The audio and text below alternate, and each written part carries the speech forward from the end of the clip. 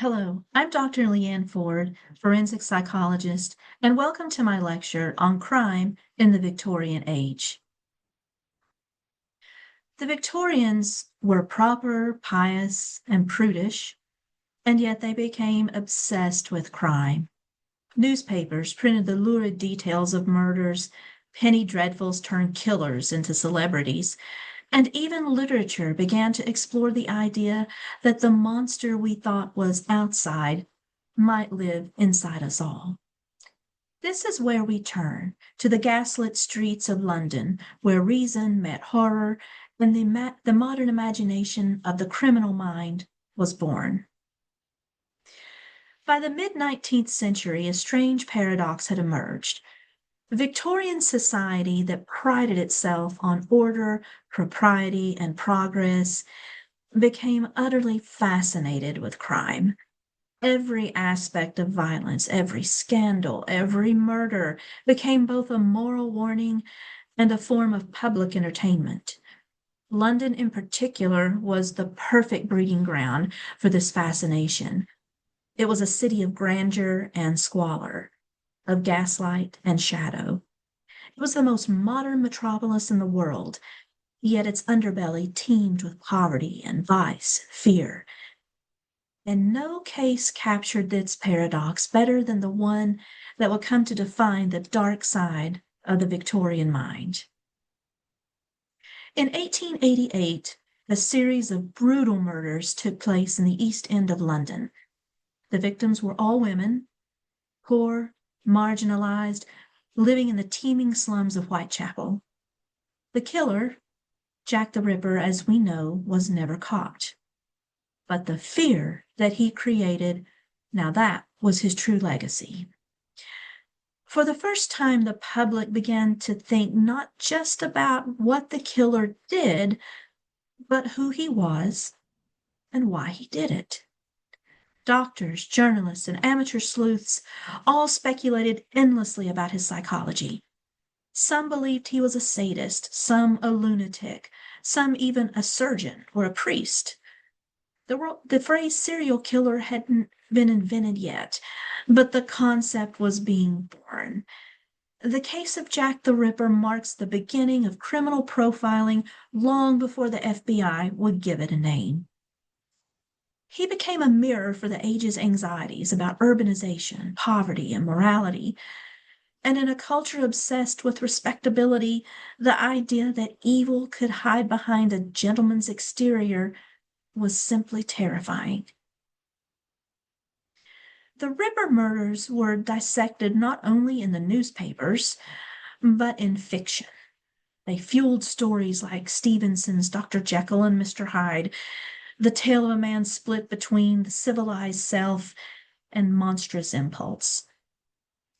The duality fascinated Victorians.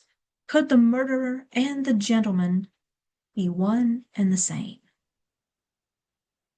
It was no longer enough to condemn evil. They wanted to understand it, and perhaps, in doing so, recognize it within themselves. While men like Jack the Ripper haunted the public imagination, women who killed provoked an entirely different kind of horror. In 1873, Mary Ann Cotton was executed in Durham, England, for the murder of her stepson. Though it was suspected she had poisoned as many as 20 people, including her children and husband. Her weapon was simple. It was arsenic, which was easily purchased at that time as rat poison. Her motive, though, was harder to define. Some speculated it was greed. Others said it was simply boredom. Others said it was maybe just a cold absence of feeling. The press called her the Black Widow. But beneath the sensational headlines, Victorians were grappling with something deeper, the idea that a woman, the very symbol of purity and domestic virtue, could harbor such cold-blooded intent. Doctors and journalists didn't just ask whether she was evil, they asked whether she was mad. because surely a woman who killed must be insane. This assumption would echo for decades that female crime was always pathological. There was an illness of emotion or hysteria behind it, while male violence was seen as rational and even strategic. Mary Ann Cotton's trial wasn't just about one woman's guilt. It was about an entire society trying to reconcile morality with modern times. And it revealed a truth that endures even today. When our categories of what we know as normal or good collapse, we turn to psychology to try to make sense of the chaos. The 19th century didn't just theorize about evil, they tried to map it, as we see here. Phrenology, a now discredited science, claimed that a person's character could be read in the shape of their skull. Each bump or hollow supposedly corresponded to a moral trait, like benevolence or deceitfulness or combativeness. Phrenologists would run their fingers across the person's head like a fortune teller reading a palm and announce whether that person was destined for virtue and good things or a life of vice and crime. It seemed quaint. It seemed quaint today, even comical, but phrenology was wildly popular at the time, especially among the educated middle class. It offered an illusion of control. Somehow that evil could be detected before it struck, so that society could be made safe through this measurement. This desire to find physical evidence of moral failure is one that we still recognize. It's echoed in modern efforts to locate a crime gene or identify violence through brain scans. Phrenology was, in many ways, a forerunner of forensic psychology, and it reveals something profound about human nature. Our fascination with evil is always paired with our need to contain it, to reduce the mystery of evil to mechanism.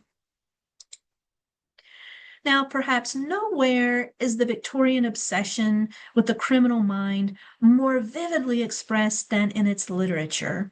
Writers like Charles Dickens explored poverty and desperation and how they bred criminality. So think of Fagin or Bill Sikes and Oliver Twist. Others, like Robert Louis Stevenson, turned inward, imagining the conflict between good and evil within the same person. As we see at the bottom of the screen, Dr. Jekyll and Mr. Hyde, that isn't just a Gothic tale. It's an early psychological case study. Looking at the monster within, it becomes a metaphor for repression, for the instincts that society forces us to hide, themes we later see from someone called Freud. Now, of course, there's also Sir Arthur Conan Doyle's Sherlock Holmes, and he gave us something new. He gave us the rational detective, the embodiment of reason in a world of irrational crime. Holmes was the perfect Victorian hero. He was calm, he was scientific, he was detached. He used deduction and observation, the very tools of the Enlightenment, to impose order on chaos. And perhaps that's why the readers loved him, still love him. In a time of uncertainty, Holmes restored faith in reason. Yet the stories themselves hint at something darker, that logic and madness are not opposites, but neighbors. Holmes himself at times bordered on the obsessive. He's brilliant, but at times somewhat unstable. Proof that the criminal and the detective maybe share more than we'd like to admit. A theme we see in our modern day detective TV shows and movies. So, in closing, the Victorians may not have understood psychopathology or schizophrenia as we do, but through art and science alike, they captured something essential, that the capacity for evil is not foreign, it is deeply and unsettlingly human. Thank you for joining me today. I hope you enjoyed the lecture.